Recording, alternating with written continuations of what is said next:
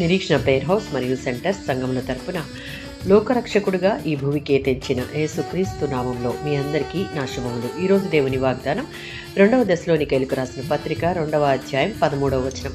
రక్షణ పొందుటకు దేవుడు ఆది నుండి మిమ్మును ఏర్పరచుకొనెను. అపోస్తులుడైన పౌలు దశలోనిక సంఘానికి ఈ పత్రిక రాశాడు. ఆ కాలంలో బాధలు, హింసలను ఆ సంఘం ఎదుర్కొంటూ ఉంది. ప్రభు రాకడ గురించి గందరగోళంలో ఉంది. కొందరు తప్పుడు బోధలు చేస్తూ ఉన్నారు.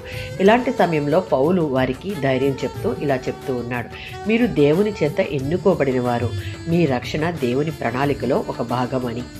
ఎఫెసీయులకు రాసిన పత్రిక 1వ అధ్యాయం 4వ వచనం. సృష్టికి ముందే ఆయన మనలను ఏర్పరచుకున్నాడు.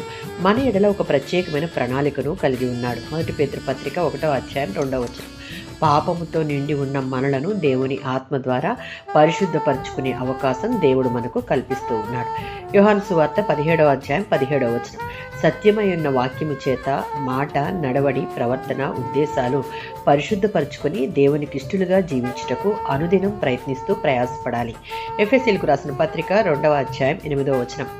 మనం ఆయన యందు ఉంచే విశ్వాసం వలననే దేవుని కృప మనపై కృమ్మరించబడుతుంది. ఆ కృప ద్వారానే రక్షణ మనకు లభిస్తుంది.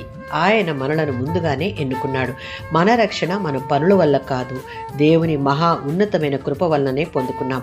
పరిశుద్ధాత్మ మన జీవితాన్ని శుద్ధి చేస్తూ దేవునికి అనుకూలంగా మార్చుతుంది. దేవుని వాక్యాన్ని నమ్మడం ద్వారా మనం రక్షణను అనుభవిస్తాం.